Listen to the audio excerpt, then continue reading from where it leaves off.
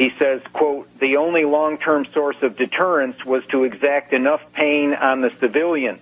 That's when Lebanese civilians in anguish said to Hezbollah, 'What were you thinking? Look what destruction you visited on our community.'" And he draws a corollary there. He goes on to say, "By inflicting a heavy death toll on Hamas militants and heavy pain on the Gaza population," end quote. And of course, if you and I have been discussing here earlier, this actually doesn't have that effect. It radicalizes the population.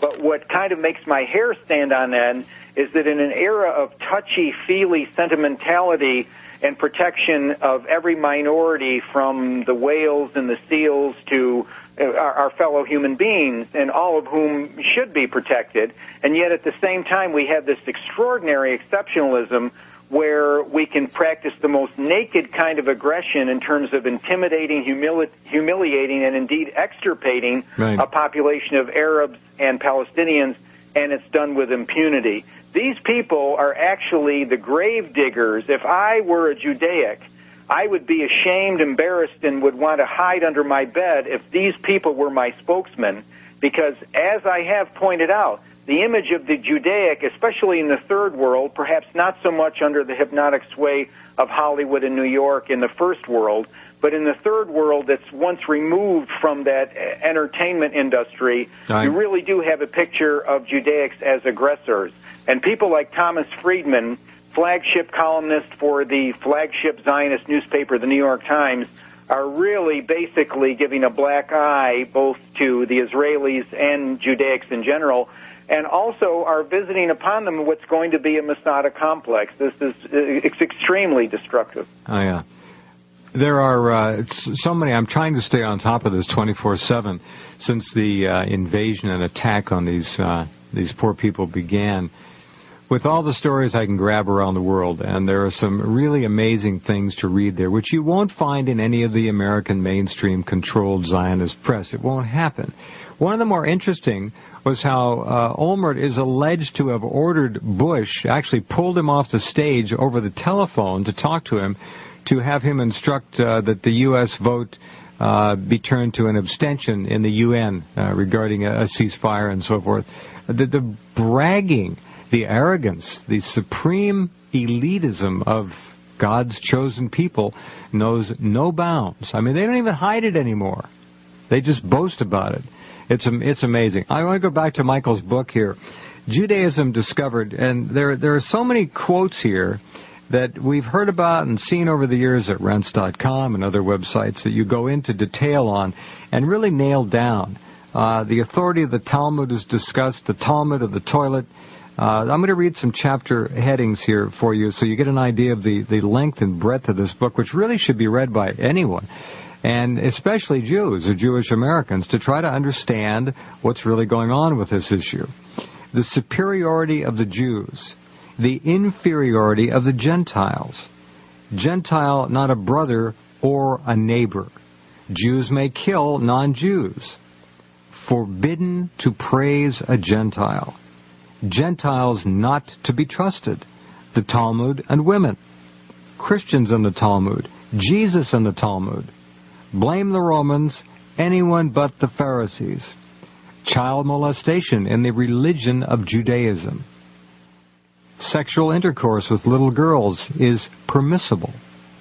Genocide advocated by the Talmud. And I'll stop there. But you get an idea. All of this is investigated, analyzed, and presented at the highest levels of true scholarship and journalism. And it's left to you to make your own decisions. So this book, again, is a classic. It has been blacklisted. It won't be reviewed in the New York Times. You can count on that, or anywhere else to speak of. And the big mainstream Zionist press, they won't touch it for obvious reasons. Are they still in the business of trying to cover up all of this stuff? Or are they just kind of leaving it to rattle around on its own on the Internet, not too worried about it?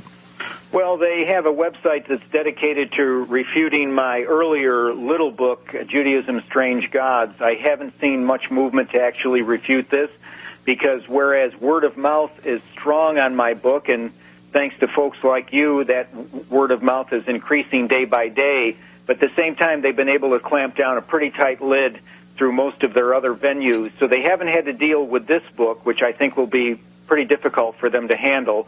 But with my earlier book, there was a website that was dedicated to refuting it, but they never actually named me or named the book. They simply quoted from it. That's how fearful they were of giving it any publicity at all, because, you know, one of the things I'm trying to do in this work, the title headings there that you gave out are fairly incendiary, and people might think it's a work of purple prose or something like that. No, not at all. Epithet. It doesn't read like that at all. But what I've tried to do is, as the subtitle of the book says, from its own text, and that's where I hope that what renders my own book irrefutable is because I'm using their sources throughout, and I've also verified the sources so that there's no false attributions or misquotes. And if I might, Jeff, just to remind folks that since it's very difficult to obtain my book, they can get it directly from our website, either by U.S. mail with a check or money order or with a Visa or MasterCard, and that's at www.revisionisthistory, that's all one word, www.revisionisthistory.org, and when you get there, just click on News Bureau, and you'll go right to it. There are so many fascinating quotes that I've, over the years, been able to present from time to time, but many I haven't. I just can't get to them. There are too many. President Harry Truman observed, quote, "The Jews, I find, are very, very selfish. They care not how many Estonians, Latvians, Finns, Poles, Yugoslavs, or Greeks get murdered or mistreated as displaced persons, as long as the Jews get their special treatment. Yet when they have power, physical, financial, or political, neither Hitler nor Stalin has anything on them for cruelty or mistreatment to the underdog." This is all here. And of course, they would say that Truman was an anti-Semite. Well, the pathetically amusing part of this whole slaughter going on the West Bank now in Gaza is that the Semitic peoples are the ones who are being slaughtered. That's the funny part, if it's funny. Most of the Jews, of course, who run Israel are Khazarian.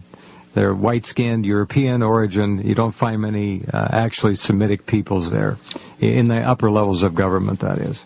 So we have throughout history, and it's so well documented in the book, people speaking candidly and openly about this problem. And that is not to say that all Jews are like this. We've got to make that clear time and time again. There are many Jews who are repulsed by this kind of behavior, mindset, arrogance, elitism. And again, if anybody out there thinking can't figure out that there's a problem when a group of people claims that they have been chosen by God as being special, you got a problem.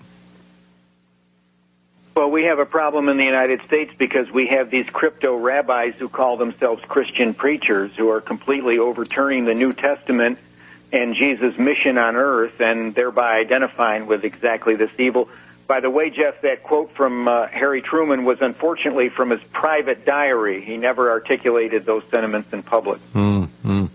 One sentence before that, even incitement to medical murder by willful neglect cannot be blamed on the rabbis. It is the Gentiles' fault that Judaics want to kill them. This is amazing. The preceding statement, writes Michael Hoffman, is the Talmudic mentality purely distilled. Wow. Which is a reference to Maimonides ordering that medical treatment be withheld from Gentiles where it is politic to do so. It's very important to add that situation ethics to these various rabbinic enactments because they're very sensitive to whether or not Judaics have a supreme or inferior position in society, and they adjust their tactics and laws accordingly. Well, as we look at the carnage in Gaza and Gaza City, doctors are being killed, medics are being targeted. It just goes on and on. Water is cut off now to almost 1 million people. This is not human behavior, Michael. I want to thank you again for your time. I know how busy you are, and it's been a real honor having you on for 2 conversations about the book, Judaism Discovered, and you're certainly welcome here anytime, Michael. Thank you. You've been very kind, Jeff. I really appreciate it. My pleasure. Take care. You too. All right, Michael Hoffman. Do visit his website, and if you are a student of contemporary history, of past history, if you just want the truth, this is a book written by a master journalist. Okay, we'll be right back in just a few minutes.